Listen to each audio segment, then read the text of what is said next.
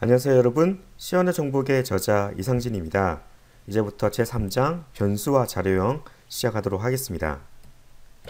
이번 장에서는 먼저 변수에 대해서 배우겠습니다. 변수는 자료를 저장한다는 측면에서 C 프로그램의 가장 중요한 요소 중 하나입니다. 다음으로 C연의 자료형에 대해서 배우겠습니다. 자료형은 변수의 정체성, 그러니까 어떤 방식으로 자료를 저장하는지 자료의 저장 방식을 결정한다는 측면에서 매우 중요하다고 할 수가 있겠습니다. C연의 자료형은 크게 정수, 실수, 그리고 문자 자료형 세 가지로 나눠지겠고요. 마지막으로 살펴볼 것은 이러한 자료형 사이의 변환에 대해서 알아보도록 하겠습니다. 우리는 앞서 1장에서 우리가 만들려고 하는 것이 프로그램이고, 이 프로그램이라는 것은 결국 자료와 우리 자료를 처리하는 연산으로 구성되어 있다고 배웠습니다. 그래서 계산기 얘기를 했었죠. 계산기는 그래서 1-2 입력값이 되고요. 이것을 더해준다고 그랬죠. 이게 바로 연산이 되는 것이고, 그 처리된 결과인 3이 또한 자료가 되겠습니다. 변수는 이러한 프로그램을 구성하고 있는 자료, 프로그램이 처리를 한 입력값 혹은 처리된 결과인 결과값과 같은 이런 자료를 저장하는 메모리 공간이 되겠습니다. 실제 예제 소스를 가지고 잠깐 살펴볼 텐데요. 우리 앞서 2장에서 했던 것처럼 새로운 3장이 되었기 때문에 새로운 솔루션 파일을 만들고 새로운 프로젝트를 한번 같이 만들어 보기도 하겠습니다. 그래서 들으시는 분들께서는 잠시 일시정지 누르시고 실제 솔루션, 3장 솔루션과 3장 프로젝트를 같이 만들어 보시기 바랍니다. 네, 파일 가서 새로 만들기 프로젝트를 하기로 했습니다. 위치는 D의 소스로 하기로 했죠. 경우에 따라서 D가 없으신 분들은 뭐 C의 소스를 해도 되겠습니다. 새로운 솔루션 03, 3장이니까 03이고요. 첫 번째 프로젝트인 03_01로 하도록 하겠습니다. 자, 콘솔 응용 프로그램이고요. 확인, 다음, 빈 프로젝트 마침이 되겠습니다. 자, 이러면 프로젝트와 솔루션이 만들어지죠. 그 다음에 소스에 가서 새로운 소스를 추가해 보도록 하겠습니다. 소스 폴더에서 오른쪽 마우스 클릭해서 추가, 새 항목, 자, cpp를 선택하시고요. 페이지, 여기다가 variable 확정자 C 잊지 마시고요. 추가 버튼을 누르겠습니다. 자, 여기까지 나왔죠? 그래서 파일 가서 모두 저장을 해보도록 하겠습니다. 자, 이제 다시 소스로 넘어가도록 할까요?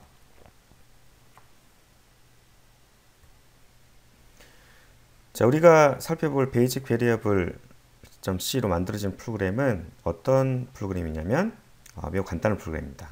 2 더하기 3은 2 곱하기 2군요. 2 곱하기 3은 얼마죠? 6이죠? 요거를 이제 계산해서 출력하는 그런 프로그램을 우리가 작성해 보려고 합니다. C연으로. 자, 그러기 위해서 이 2와 3을 각각의 변수에 저장을 하고요. 그리고 그 처리된 곱셈 결과도 또한 또 다른 변수에 저장을 하는 거죠. 그러니까 변수가 하나, 둘, 셋, 세 개가 있는 거죠. 그래서 이 변수 세 개를 선언하고 그 연산된 결과를 출력하는 프로그램이 되겠습니다. 자, 프로그램의 구조를 잠깐 보도록 할까요? 먼저 첫 번째 줄, 가장 먼저 뭐가 있습니까? include 지시자가 있죠. 그래서 standard.io.h라는 파일을 포함시키고 있는데 이거는 뭐 때문에 포함시킨다고 그랬죠? 네, 앞서 제가 배웠죠? 이 함수 printf, 화면에 어떤 결과를 출력하는 printf라는 함수를 사용하기 위해서 먼저 include 지시자를 통해서 standard.io.h 헤더 파일을 포함시키고 있습니다. 자, 그리고 모든 프로그램이 항상 가지고 있어야 되는 함수가 뭐라고 그랬죠? 네, 메인 함수가 되겠습니다. 왜냐하면 프로그램이 실행될 때 운영체제가 호출하는 시작점이 되는 함수가 바로 메인 함수이기 때문입니다. 자, 메인 함수의 정의가 있는데 자, 본체는 여는 중간가로와 닫는 중간가로 사이가 바로 메인 함수의 내용이 되겠습니다. 자, 첫 번째 단락은 앞서 말씀드린 것 같은 그런 세 개의 변수, result, with cite라는 세 개의 변수를 각각 선호해 주는 부분이고요. 여기 주성문이 있죠. 한 줄짜리 주성문이 있네요. 그래서 이게 어떤 변수인지를 설명해 주고 있습니다. 자, 그 다음 내용은 그 변수의 값에 어떤 숫자를 각각 대입을 하고 있고요. 그리고 곱셈 결과를 또한 대입을 하고 있습니다. 자, 마지막으로 printf라는 함수를 통해서 곱하기 연산 결과라는 내용과 그리고 width, height, result라는 세 개의 변수 값을 이런 포맷에 이런 형식에 맞춰서 출력하고 마지막 return 명령을 통해서 이 함수가 종료되면 끝났다는 것을 알 수가 있습니다. 자, 여기서 또 마지막 주의할 것은 각각의 문장마다 항상 세미콜론으로 끝난다는 거, 이것도 주의해서 살펴봐 주시기 바랍니다. 자, 이제 그러면 다시 소스로 이제 넘어가 보도록 할까요? 전 좀 전에 여러분이 강의를 듣고 있는 동안에 열심히 입력을 했습니다. 이제 잠깐 일시중지를 누르시고 이 강의 들으시는 독자분께서 잠시 일시중지를 누르시고 소스를 입력해 주시기 바랍니다. 입력 끝났나요? 자, 그러면 빌드에 가서 03_01 빌드를 해보도록 하겠습니다. 그리고 실제로 실행은 어떻게 한다고요? 디버깅 하지 않고 시작 컨트롤 F5 그래서 곱하기 연산 결과는 2 곱하기 3은 6 결과 나왔네요.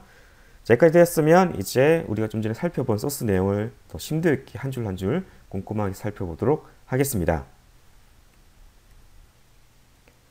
변수를 사용하기 전에 가장 먼저 해줘야 되는 것, 그것이 바로 변수 선언이 되겠습니다. 변수가 있다는 것을 알려주는 것이 되겠죠. 우리는 앞서 변수가 메모리 공간이라고 배웠습니다. 그러면 변수 선언이란 뭐냐면 이러한 메모리 공간을 새롭게 할당하는 것이 되겠죠. 즉 변수 선언의 핵심은 메모리 공간을 할당하는 것이 되겠고요.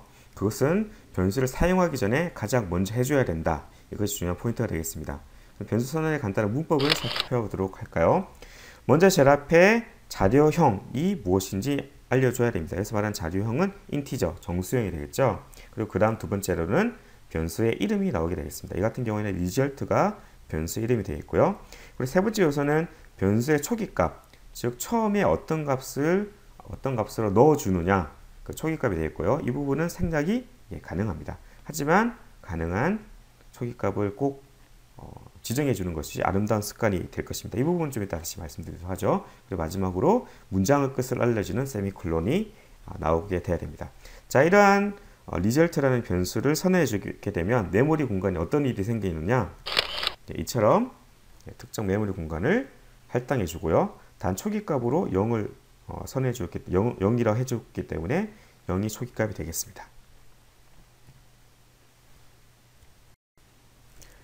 앞 슬라이드에서 배웠던 내용을 한 뎁스만 더 깊게 살펴보도록 하겠습니다. 먼저 자료형에 대해서 한번 말씀드리도록 하겠습니다. 자료형이란 저장에 필요한 메모리 크기나 저장 방식을 결정한다고 했습니다. 우리 앞서서 리절트 변수의 자료형이 뭐였죠? 인티저형이었습니다. int, 인티저. 인티저형은 정수를 저장하고요. 크기가 4바이트가 되겠습니다. 그러니까 정수형으로 선언된 변수는 메모리가 4바이트 차지하게 됩니다. 여기서 하나, 둘, 셋, 넷. 이 한 칸 각각 1바이트인데요.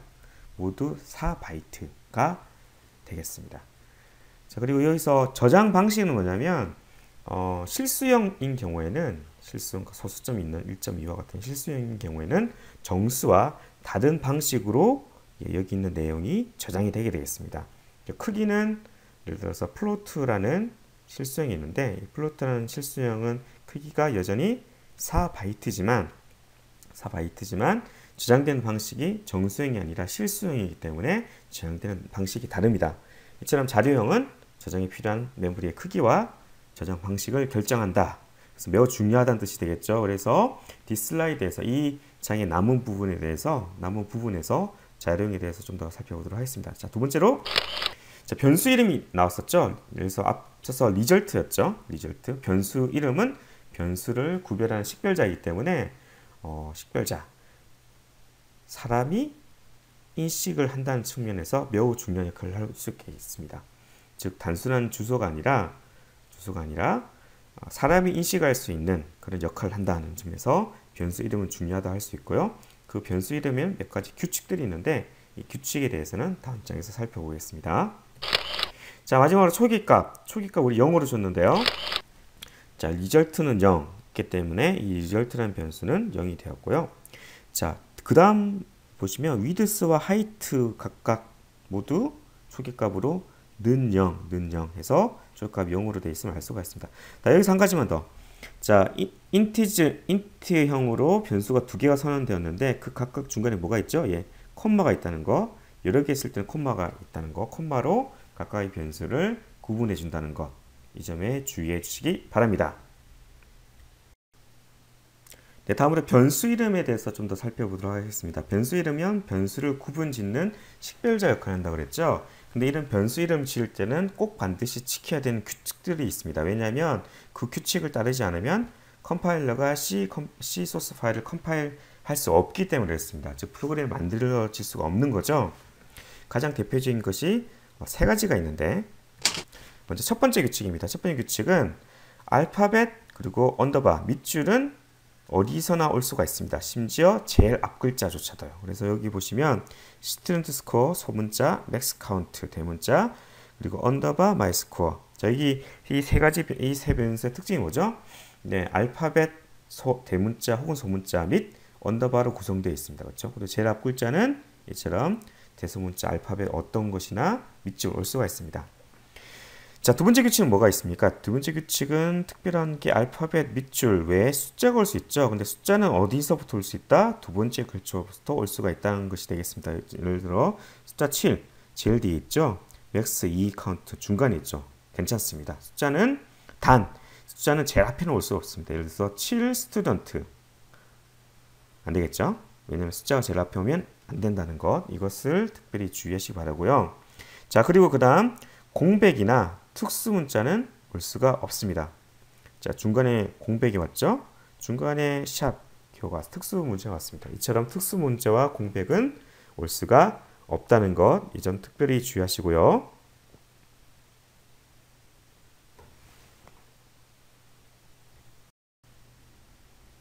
네, 근데 어떤 게 특수문자인가요? 그래서 특수문자는 숫자 위에 있는 기호들 보이시죠? 그리고 숫자 옆에 있는 기호, 그리고 가로 시리즈, 싱글 코테이션, 더블 코테이션, 세미콜론, 콜론, 뭐 등호, 부등호 모든 것이 다 특수 기호가 되겠습니다. 자, 마지막 세 번째 특징, 세 번째 규칙입니다. 대소문자를 구분한다는 것 특별히 주의할 필요가 있습니다. 여기 소문자에는 스코어랑 앞에 S만 대문자인 이 스코어랑 두 개는 서로 다른 변수로 인식한다는 것, 즉 대소문자를 구분한다는 점에 특별히 주의하시기 바랍니다. 왜냐하면 나는 분명히 같은 변수라고 인식을 했지만 실제적으로 어느 한 글자가 대문자다 혹은 어느 한 글자가 소문자다, 그런 한 글자 때문에 서로 다른 변수로 인식해서 컴파일이 안 되는 그런 경우가 있기 때문에 특별히 변수 이름은 대소문자를 구분한다는 점 기억해 주시기 바랍니다. 이제 지금까지 우리는 변수를 선언하는 방법에 대해서 배웠고요. 이번 슬라이드에서는 변수 값을 변경하는 방법에 대해서 알아보도록 하겠습니다. 변수란 것은 그 이름에서 알 수 있다시피 변하는 수란 뜻이죠. 왜 변할 수 있을까요? 그것은 변수의 핵심이 메모리 공간이기 때문에 그렇습니다. 특정 메모리 공간이기 때문에 이 메모리 공간에 다른 값을 집어넣어 버리면 메모리 내용이 바뀌면서 그 값이 바뀌게 되는 것이죠.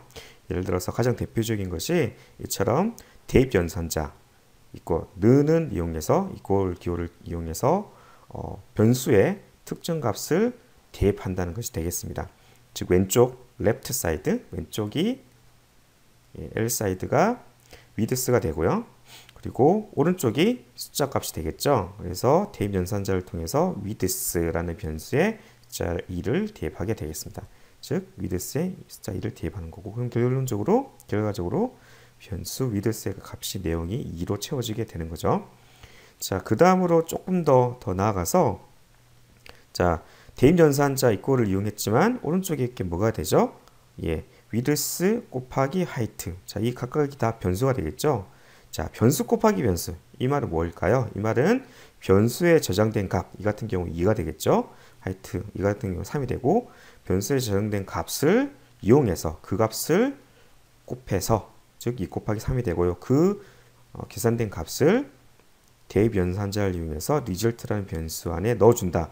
2 곱하기 3이 되니까 유일한 값이 변수 result에 대입되게 되었습니다. 자, 그럼 여기서 질문이 생기죠. 왜 곱하기를 먼저 해주고 그 다음에 대입을 해주느냐, 대입을 먼저 해주고 곱할 수 없느냐 라고 할지 모르겠는데, 자, 이 부분은 연산자 우선순위에 해당되고요. 우선순위에 해당되고 곱하는 연산자가 대입하는 연산자보다 먼저 연산을 해주셔야 된다. 즉 우선순위가 더 높다는 뜻이 되고요. 이 부분은 우리 다음 장 4장에서 배워보도록 하고요. 아무튼 변수를 연산에 사용하는 방법은 이처럼 대입하는 것, 값의 대입뿐만 아니라 그리고 곱하기 연산에서도 이처럼 사용을 했다는 것 참고해 주시기 바랍니다. 네, 대입 연산자를 통해서 변수값이 변경되는 또 다른 형태를 한번 살펴보도록 할까요? 이 소스에서는 width라는 변수에 대입 연산자 이꼴을 이용해서 숫자 10이라는 값을 대입을 했습니다. 그 width 변수의 값이 10이 되겠죠. 그 다음에 height라는 변수에 width라는 변수의 값을 대입 연산자를 통해서 대입을 하고 있습니다. 이 그림으로 나타내면요. 현재 width라는 변수에 10이라는 값이 들어가 있고요. 그것을 대입 연산자를 통해서 대입을 하고 있는데 자, 왼쪽에도 변수고 오른쪽에 변수고 중간에 대입 연산자가 있다. 그럼 어떻게 해야 될까요? 오른쪽 변수 width의 값을 왼쪽 변수의 값으로 변경해 준다. 즉 height 변수의 값이 10이 되겠네요. 자, 이런 변수들을 이용해서 변수의 대입 연산자를 통해서 변수 값을 변경되는 또 다른 형태를 살펴봤고요. 이제 베이직 베리어블 .c 소스를 대부분 다 살펴봤는데 한 가지 남은 게 하나 있습니다. 바로 printf에 대해서인데요. 자, printf는 화면에 출력하는 함수인데 외계 변수로 인자로 어떤 게 온다고 그랬죠? 서식 문자열이 온다고 했습니다. 서식 문자열이 온다고 했는데 이 서식 문자를 보니까 서식 문자 %d가 하나, 둘, 세 개가 있습니다. %d는 앞서 배운 것처럼 십진수 정수를 표현하는 출력하는 그런 서식 문자라고 배웠습니다. 자, 그러면 서식 문자 3개 있으니까 따라서 당연히 뒤에 이 서식 문자와 매칭되는 변수가 정수 형태니까 정수 변수가 3개가 왔고요. 그리고 콤마로 구분해 주고 있습니다. 자, 그럼 이게 어떻게 되죠? 결합이 되죠. 각각의 서식 문자가 뒤에 오는 외계 변수 인자들하고 결합이 되어서 자, %d 예를 들어서 width 값이 2, 3, 6이라고 치면 자, 첫 번째 값 2 곱하기 자, 3은 세 번째 변수 6이 되고요. 그리고 마지막으로 확장 문자 역슬래시 n 있죠. 역슬래시 n은 뭐라고 그랬죠? 줄바꿈 기호라고 했습니다. newline이라고 그랬습니다. 그래서 곱하기 3은 6이라는 내용이 화면에 출력되는 것을 알 수가 있습니다. 네, 이번 슬라이드에서는 보통 처음에 개발하시는 분들이 많이 하는 실수에 대해서 잠깐 얘기하도록 하겠습니다. 바로 변수 선언문의 위치에 관해서인데요. 변수 선언은 여는 중괄호 바로 다음에 와야 됩니다. 예를 들면 여기 뭐가 빠졌을까요? 메인이 빠졌겠죠? 메인 함수가 있다고 했을 때 메인 함수의 본체, body를 나타내는 중괄호가 시작됐을 때 가장 먼저 뭐가 와야 된다고요?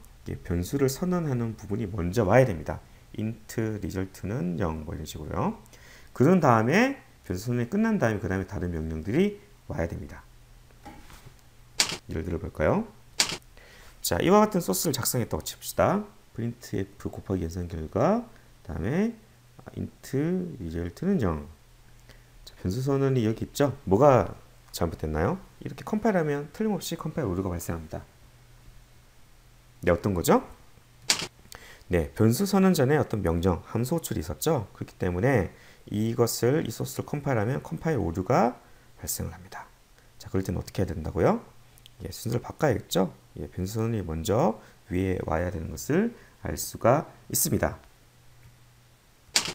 자, 다음으로 변수 이름을 지을 때 고려할 사항에 대해서 잠깐 말씀을 드리도록 하겠습니다. 자, 이거는 필수사항이 아니고 선택사항인데 경험 문제를 볼 때 이것을 지키는 것이 도움이 된다는 것이 되겠습니다. 자, 먼저 첫 번째 원칙, 변수 이름을 보고 변수의 기능을 예상할 수 있어야 됩니다. 그러니까 사실은 여기서 얘기하는 변수 이름을 지을 때 고려사항은 다 사람을 위해서, 개발자를 위해서 필요합니다. 내가 작성한 소스를 다른 사람이 보거나 혹은 다른 사람이 작성한 소스를 내가 볼 때 변수 이름을 보고 변수의 기능을 예상할 수 있어야 된다는 것이 되겠습니다. 예를 들어서 넘버 1, 넘2, 넘버 3 이렇게 되어 있으면 이게 뭐지? 잘 모르겠죠? 근데 age, height, weight 이렇게 되면 나이다, 뭐 키다, 몸무게다 이런 것을 알 수가 있겠죠. 그래서 단순히 넘버 1, 2, 3보다는 이름을 보고 변수의 기능을 예상할 수 있도록 의미를 주라는 것, 그것이 중요하겠습니다.